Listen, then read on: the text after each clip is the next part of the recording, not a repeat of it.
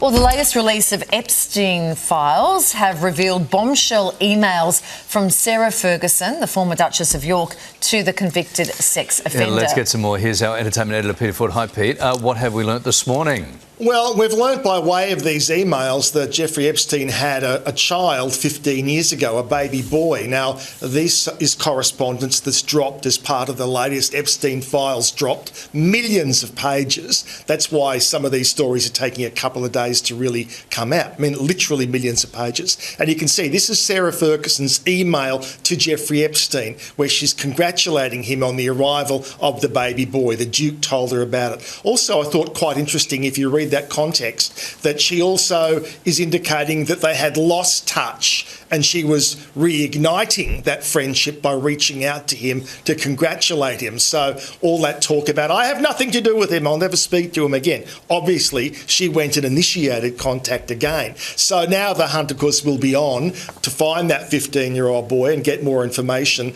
The last known girlfriend that Epstein had was a woman called Karina Shaliak, and that's not to say that she is the mother, but obviously that would be a good starting point to try and find this son. Presumably the cops, with all their investigations they've done into him, must have known the existence of this son. So it's, again, an unfolding story.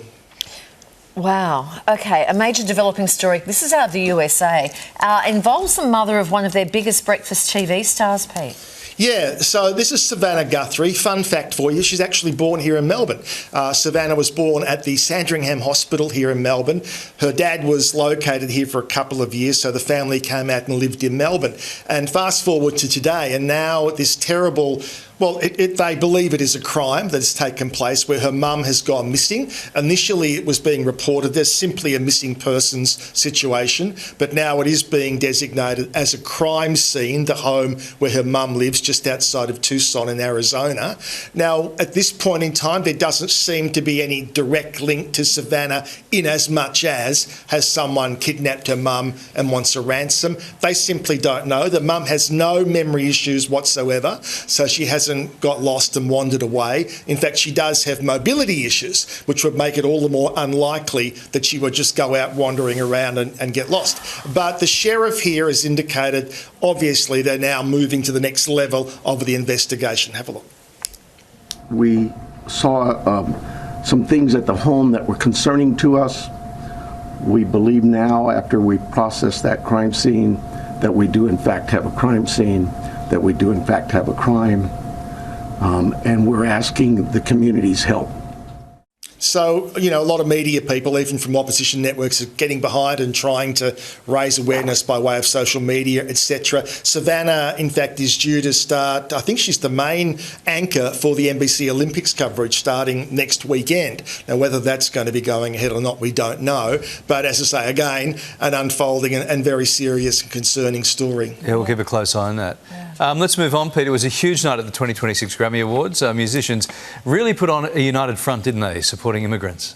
Yeah, well, they always have to have a cause, don't they? And, of course, at the moment it is ICE and people being gathered up and deported. It's a big concern to a lot of people, and certainly people in the music industry, many of whom, of course, are migrants. You can see some of these big-name people like Billie Eilish has felt. Some did this on stage, other people did it simply by wearing pins and talked about it on the red carpet. But they seem to be a very united voice in their opposition to what is going on. And, of course, by extension, opposition to Donald Trump, who most of them loathe. And in fact, they took the chance to really kind of get stuck into and demean Nicki Minaj, who wasn't there, but of course last week declared her devotion to President Trump.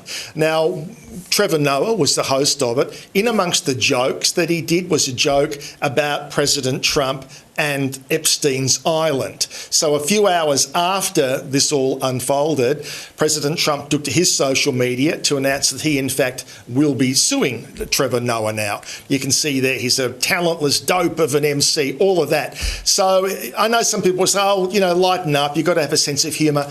Not in this case, I don't think, because certainly President Trump has always said, he's been adamant, I never went to that island. And there is zero evidence to suggest he ever did. So it wasn't like going to Epstein's holiday house. This was, in effect, a prison for underage sex slaves. So I don't blame Trump for saying, please don't say I was there when I wasn't. And so we'll see whether he goes through with the action or not, but he certainly is indicated there on his social media he's suing. Threatening now.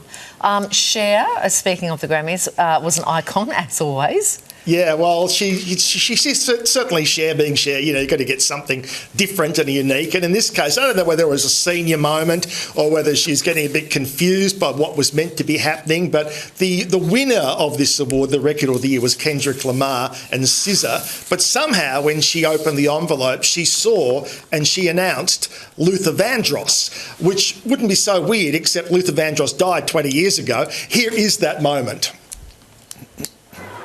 And the Grammy goes to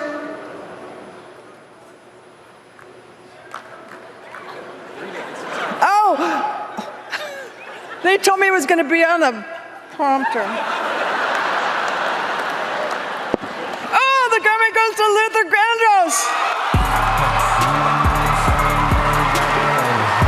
Kendrick Lamar.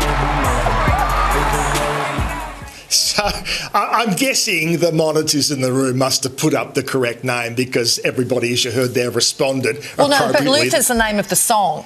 Yeah, okay, well, so that's what she saw. Yeah, she saw Luther, the name of the song, by Kendrick Lamar and SZA. Yeah, exactly. So that's where she got Luther Vandross, great voice, by the way. I just thought, let's go and re-listen to his catalogue. But he has gone. He's no longer with us. Yeah, so she saw the name Luther and got a little bit confused. You But got it. everyone in the room knew that was Kendrick's and SZA's song. Thank you, Pete. We'll come back to you a bit later. Good on you, Pete. Coming up.